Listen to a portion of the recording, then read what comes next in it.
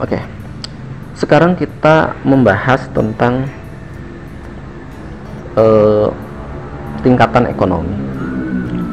Berdasarkan kepada tingkat kemajuan perekonomian dapat kita bedakan menjadi dua. Pertama adalah perekonomian subsisten dan yang kedua adalah perekonomian modern.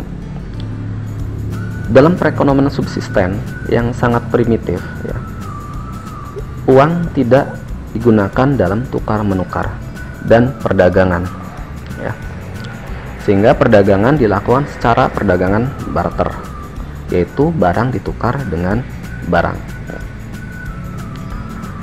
Dalam perekonomian subsisten yang sangat primitif ini tidak terdapat spesialisasi dalam kegiatan ekonomi, sehingga setiap keluarga atau rumah tangga menghasilkan sendiri kebanyakan barang yang diperlukannya. Hal ini sangat merepotkan ya kalau kita bayangkan. Sedangkan perekonomian modern mempunyai sifat yang sangat bertentangan dengan perekonomian subsisten. Dalam perekonomian modern, uang digunakan sebagai alat untuk melakukan tukar menukar, yaitu uang digunakan untuk melancarkan kegiatan perdagangan. Karena kegiatan perdagangan yang lebih lancar dari kegiatan barter ini, dalam perekonomian modern mendorong adanya spesialisasi, yaitu setiap pelaku kegiatan ekonomi membatasi kegiatannya hanya kepada suatu kegiatan tertentu. Sebagai akibat dari spesialisasi, dalam perekonomian modern terdapat pemisahan yang jelas antara berbagai pelaku kegiatan ekonomi, terutama di antara golongan pekerja dan golongan pengusaha. Nah, spesialisasi ini menimbulkan tiga kebaikan utama sebagai berikut. Yang pertama, dengan spesialisasi mempertimbangkan efisiensi penggunaan faktor-faktor produksi. Yang ketiga, mempertinggi efisiensi memproduksi. Dan spesialisasi yang terakhir, yang ketiga, mendorong perkembangan teknologi. Berdasarkan fungsi kegiatan ekonomi yang dijalankannya, pelaku kegiatan dalam ekonomi, pelaku kegiatan ekonomi dalam setiap negara dibedakan kepada tiga golongan. Ada perusahaan, rumah tangga, dan pemerintah. Perusahaan berfungsi sebagai produsen barang dan jasa yang diperlukan oleh rumah tangga, oleh pemerintah, dan oleh perusahaan yang lain. Untuk menghasilkan barang dan jasa tersebut, pemilik usaha akan menggunakan faktor-faktor produksi yang lain. Rumah tangga merupakan penyedia faktor-faktor produksi dan juga sebagai konsumen dari barang dan jasa. Sedangkan pemerintah bertindak sebagai pengatur kegiatan dan produsen barang yang tidak dapat dihasilkan oleh pihak swasta. Dalam analisis ekonomi dan khususnya dalam analisis mikroekonomi, selalu dimisalkan bahwa pemerintah tidak mempengaruhi kegiatan ekonomi. Dengan demikian, kegiatan perekonomian ditentukan oleh interaksi antara perusahaan dan rumah tangga. Perekonomian seperti itu dinamakan perekonomian pasar bebas.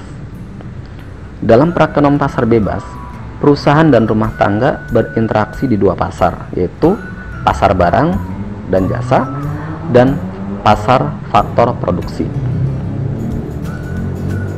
Bagaimana ciri perekonomian pasar bebas? Pasar bebas memiliki ciri sebagai berikut. Pasar memberikan informasi yang lebih tepat. Nanti kita akan bahas pada pertemuan selanjutnya tentang perekonomian pasar bebas. Pasar memberi informasi yang lebih tepat. Pasar merangsang kegiatan memproduksi. Pasar menggalakkan masyarakat untuk mengembangkan keahlian. Pasar meningkatkan efisiensi penggunaan barang dan faktor-faktor produksi.